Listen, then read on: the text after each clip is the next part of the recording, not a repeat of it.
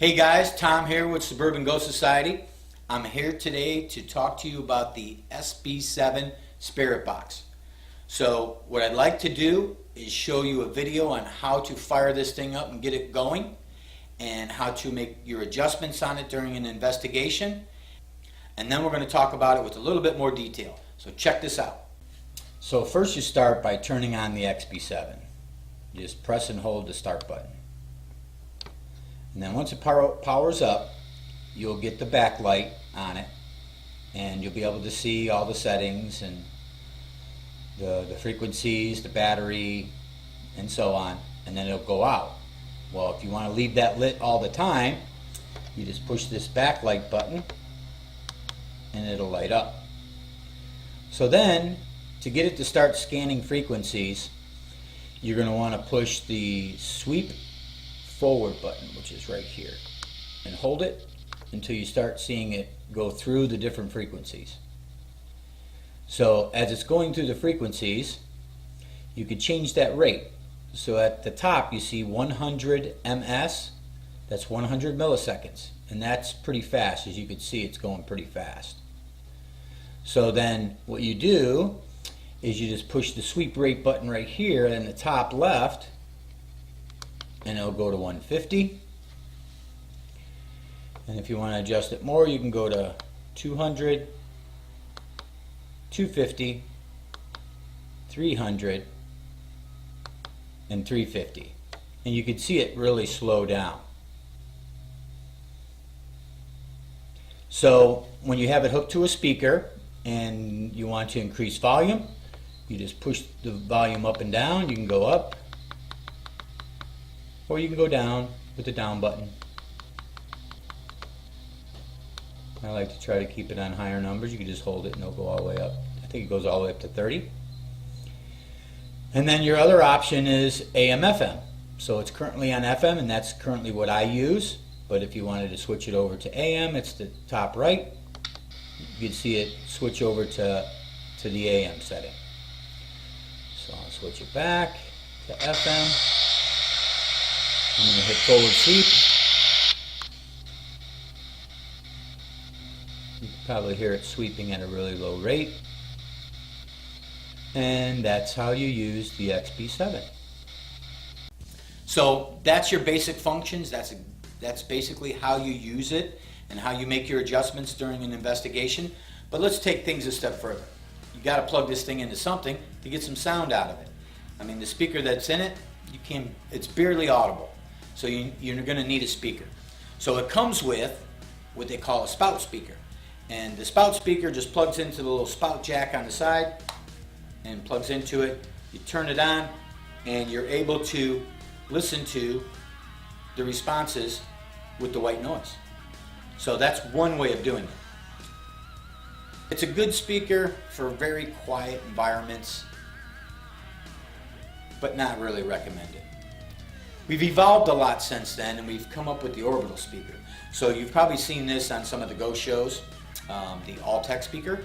And it's very popular with the Spirit Box. It's very small, lightweight. It is battery operated, so you have to put in, I believe it is 3 AAA batteries. And it has its own 1/8 cord on the back that kind of hides away, but can plug in there and you can use it portably. But you know, since this first speaker came out, things have changed. So we now have the chargeable Orbital Speaker. Now this particular speaker is waterproof. It has a large, heavy-duty rubber ring around the outside that kind of protects it from bangs and dings.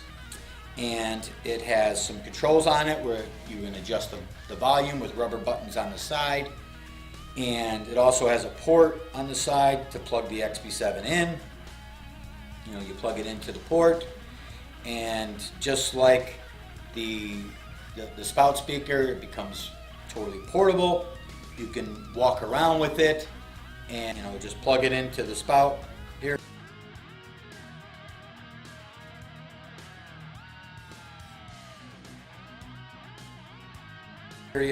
And you walk around with it portable just like this, and it's just as loud, if not louder, than the Alltech, and it works really good, and I love the fact that I can charge it. I'm not going through the batteries. So one of the things I will recommend with this speaker is, just a helpful tip for you, is that when you're investigating and you go to ask a question, just simply push the speaker into your chest and mute the XB7, ask the question, and then release and wait for the response. So just a little helpful tip for you. Like I said, it is totally rechargeable, so you could just plug in your power cord, and it's a USB, so it plugs into a laptop. It could plug into a phone charger to charge it. So when you're ready to use it, charge it overnight, and it'll be ready to go the next day. I can easily get 8 hours out of this thing. That's the Orbital options. So the other option that I have for you is a actual small battery powered amplifier. So these are used as guitar practice amps, but this little guy right here I bought on eBay for $10, and you just plug this thing into the XB7, turn it on. It has volume and treble only, and it's a nice little amp that will amplify that XB7 sound for you, so you can hear it a lot better. So that's one option. But I've evolved that since my $10 eBay amp into the Cube. And it's a Roland product. It has a lot of different effects on it. I typically use the reverb on there with the XB7, but it has plenty of volume out of it. I found that if I set the speaker 10 or 15 feet away from me, I'm able to hear the sound coming back out of it a little bit better, along with the team. So I have the team there, and we're all facing the speaker. And then I take it a step further. I connect my cord to my XB7. So I come out of the XB7 with this flexible cord, and then I move it into a larger, longer flex cord. Plug it into the 1/8 on that. And then that flex cord goes to a 1/4-inch guitar cord.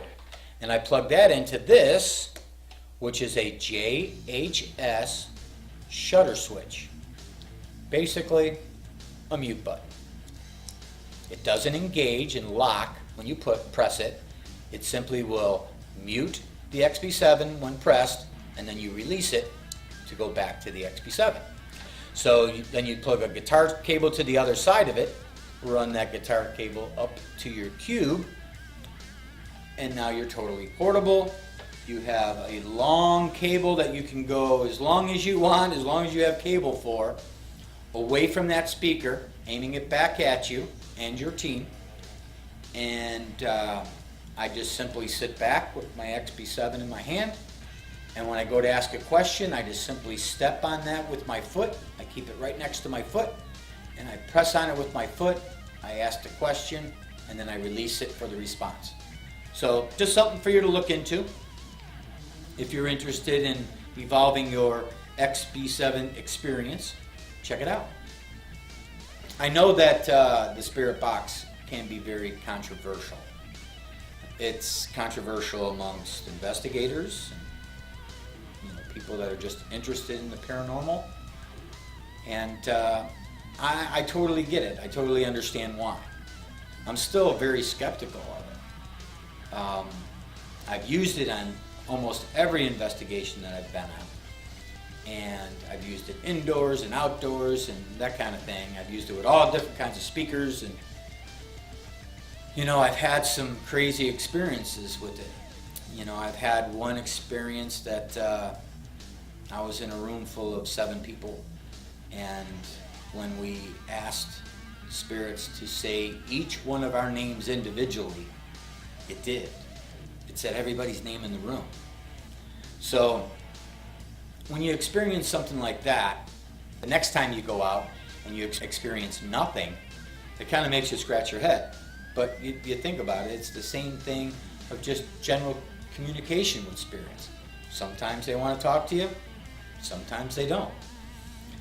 So yeah, I'm not 100% sold on it, but I've had some very interesting experiences, and to the point where, you know, I can't stop experimenting with it. And that's the main thing. I think it's my responsibility as an investigator to continue to experiment with such devices, regardless of negative outcomes. I need to continue to try to get things or spirits to communicate with me. So I'm not going to rule it out yet. I'm going to continue to try it every time out, or get more creative in the way I experiment with it, such as try a blindfolds experiment with headphones.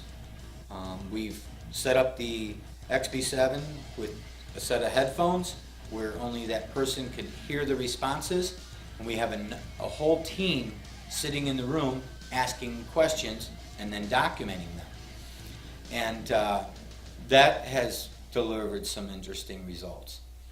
We've also done a flashcard experiment where we don't talk at all, and all we do is we have these large pieces of paper with questions on them, and we present them to the room basically, and then every 15 seconds we kind of turn the page to the next one, and we go through, you know, 20 of them.